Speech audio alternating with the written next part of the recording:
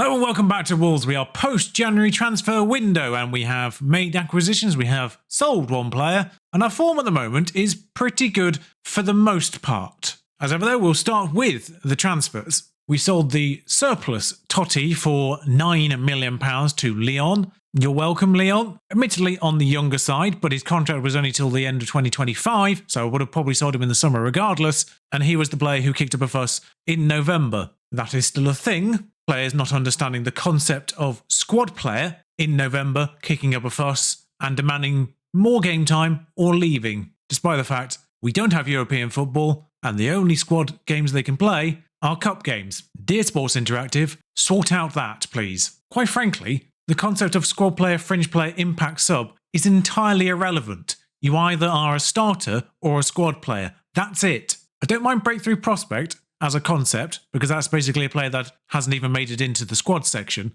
There shouldn't be so many options. It should just be starting 11, squad player, breakthrough prospects. That's all you need, and this wouldn't happen anymore. That's the only outbound. We brought in, considering his value, the remarkably well-priced Viktor Dukanovic for £1.4 million.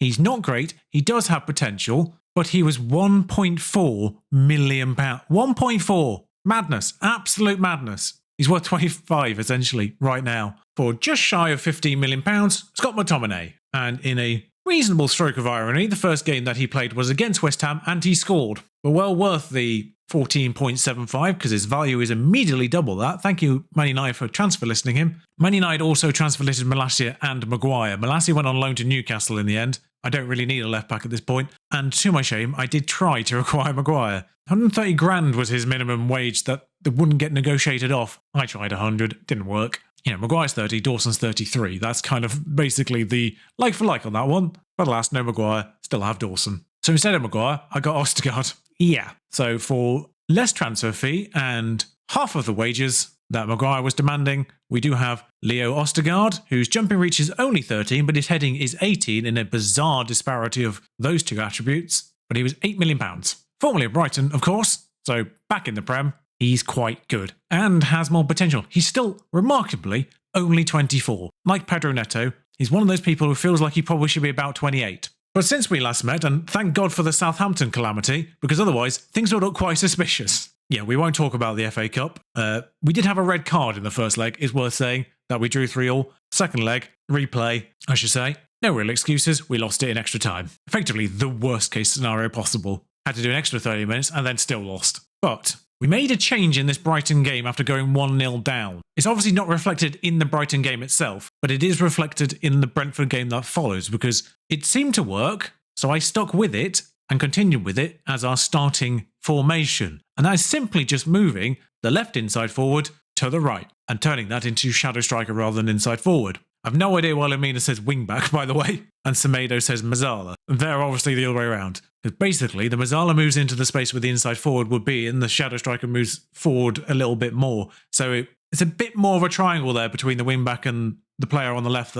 It's a different kind of triangle, and crucially, between the shadow striker, advance forward, and central midfielder attack, they form their own little triangle of attack as well. So it's providing a different kind of flavour to that, just by moving one person, one space to the right. That's all that's happened. So that new system immediately came into effect in that game. Tommy Doyle scoring from the centre midfielder attack position. Mariba's scored from that position, along with Klajic getting 4 from the main striker position against Luton. Bellegarde scoring from the centre midfielder attack position against Newcastle. And then either Bellegarde or Sarabia was in that position against Southampton. Maybe even both, because Sarabia was subbed on during that. McTOMINAY, in his first game, scored from the centre midfielder attack position against the team he perhaps should have joined in the real world. But we've got him and utilised him to great effect straight away. Oh, and Pedro Neto has a new contract because it ran out at the end of 2025 and I was not letting him go because he's, quite frankly, the best player we've got. He's been injured quite a lot. Admittedly, the statistics don't really pan out. Now I look at it,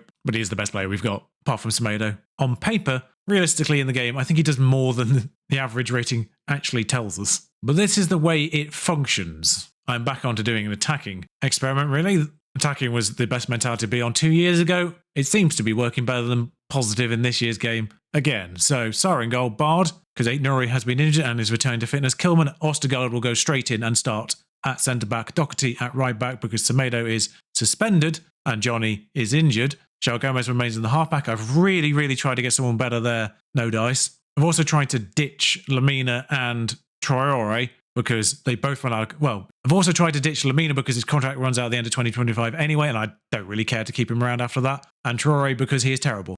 But nobody wants either of them. Actually, I tell a lie. Traore had a bid accepted, but for some reason, his price tag changed, and it was underneath the price tag, so it was automatically declined, even though I would have absolutely happily sold him. And Lamina rejected a loan with a mandatory future fee from Genk. So I'm stuck with both.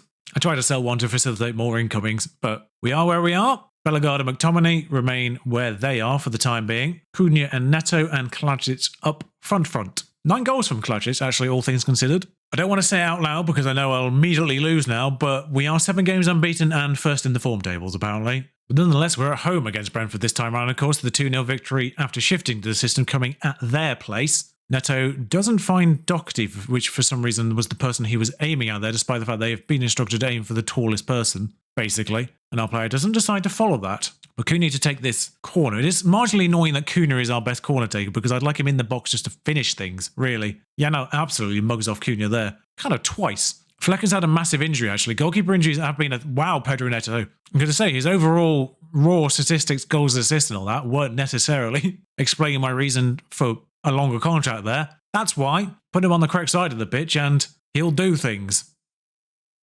That is an excellent strike past Strakosha, as I was trying to say before Neto rudely interrupted me with a fantastic goal. Flecken took a massive injury, so Strakosha's been playing for them in goal. And goalkeeper injuries have been a bit of a thing, apparently, in this year's game. Jose Sar's had a knock at one point, but it never took him out of a game. Kilman, João Gomez. But I have actually had a goalkeeper injury in a game on stream with my ported FM23 save, which does work and is interesting. That is not a penalty in any way, shape or form, but ref's pointing. I don't really understand. Okay, good. As the first time it's actually been given as no penalty, when it clearly isn't a penalty. Brentford are playing with an inverted fullback here. People have noticed that a lot of teams are playing with an inverted fullback when realistically not that many do. But, you know, as a potential bug, it's not exactly the most game-breaking. It's just interesting to see the AI overuse the new things as well, as that should not have gone in. Ivan Toney, of course, suspension over now as well. It is disallowed. I did think Mbomo was offside, but I didn't want to call it at the time because the highlight continued way too long after the offside, the clear offside. He was miles off. And I thought I was just seeing things because the highlight continued all the way to the goal. And you think, well, they flag that straight away because he's not the goal scorer. But even FM lets it ride out till the ball goes in the net as well these days. So that's interesting. The Silva, Norgard, finds Aya, Mbumo, Roslev, Aya, playing it around the back for now. Yanot. Okay, Brentford, where are we going? Sensibly moved it from one side to the other and back again. Sort of aimlessly getting it slightly forward there. And we've intercepted. There we go. Pedro Neto finds Cunha. That's a lovely... Never mind. But that's what I mean. The shadow striker or the central midfielder is often in an awkward position for defenders to deal with. Apparently, Scott McTOMINAY, of all people, is unused to the amount of pressing that he's been asked to do. McTOMINAY's strength is his stamina. You'd think he'd be used to that. But Bard on this left-hand side, I'll see if I can find a moment to pause this just to show you the way things work. It just happened in that split second there. Scott McTOMINAY just did a little dink forward. He's not got the ball this time, but he's made the run, which is the interesting thing. Klajic was remaining, sort of holding this defender up. And Cunha's kind of distracting maybe Aya, with Bellegarde distracting Janelt. So it did allow McTOMINAY to skirt between, I presume Pinnock that is, and Henry. And that's what this does. It doesn't trigger it there, but McTominay's on it now and gets closed off eventually because he just sort of stands on the ball. Toney has to be offside here, surely.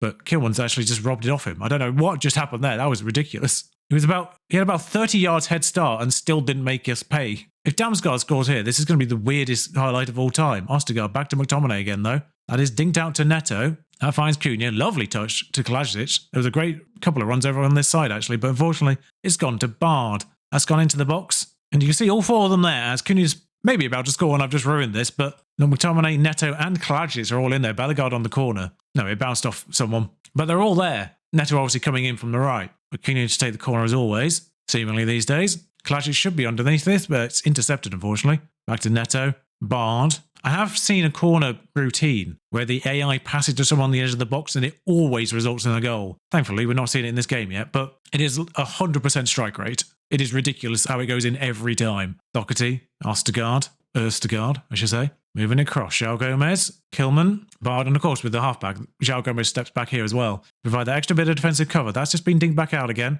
But Østegård underneath that, he can sort of make that risk because of João Gomez. He's gone all the way into their box. Doherty, Østegård, basically playing attacking midfielder right now. He's going to be the one to shoot. You think that's odd? Craig Dawson literally actually had an assist from doing that a couple of games ago. Cunha whips it in. How is Klajic not getting on the end of these? He's 6'20" or something stupid. Klajic out to Bellegarde on the corner. He's dinked inwards there. Oof, decent shot. Still winning, but not comfortable. It's Neto to do an in-swinger, I think, this time round. Klajic is there. Does get on it, I think, but only shaves it. Okay, had a free kick in the very corner of the pitch for some reason. Kilman, maybe it's an offside. Didn't see the proceeding. Kilman, still Kilman. Back to Kilman again, though, after losing possession briefly. Østegård.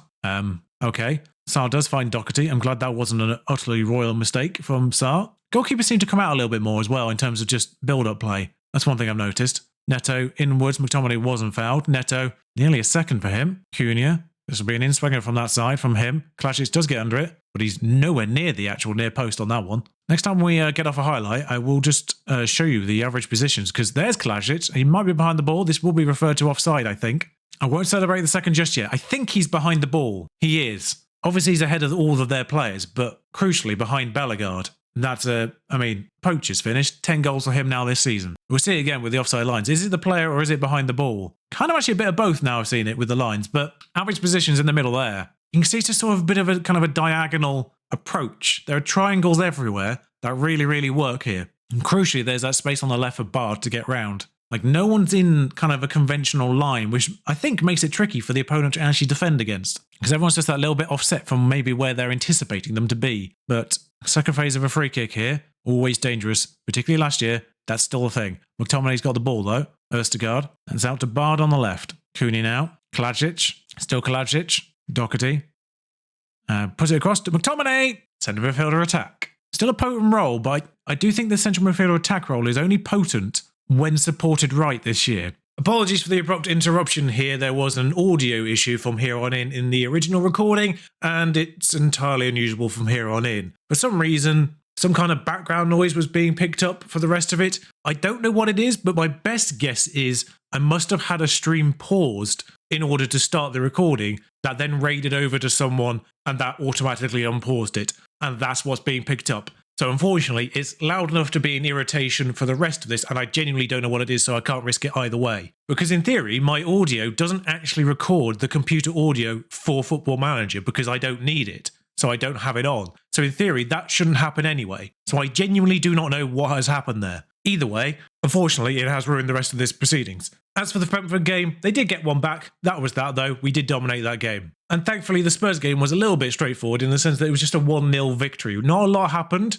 apart from one goal and a sending off, a two-footed challenge from Mario Lemina. I'll show you the goal, just to close things off, because it is McSauce doing things again, Semedo into McTominay, who just runs around a bunch of people and then smacks it past Vicario. Simple as, Scott McTominay's a beast. And I'll show you the two-footed lunge because it is a thing that I have noticed be a little bit more frequent actually in this year's game so far, is the two-footed lunge. Not just for you, but for other people as well. But Anderson Talisca there just being chased by Lemina and with zero chance of getting the ball, goes through the back of him. I've seen that a little bit too much so far. And like I say, it is both you and AI based. I've seen it happen on both sides a little bit too much so far, I think. Not massively, just a little bit. And yes, apologies once again for this abrupt end to this episode. However, because I am further on in my playthrough now, at the point of recording this, I'll leave you with a teaser for tomorrow. Because Scott McTominay got the player of the match against Spurs here, that's not the last time he gets player of the match in this season. I may have unleashed an unsurprising threat on this division. Well, hopefully that's enough to see you here again tomorrow. If you have enjoyed this,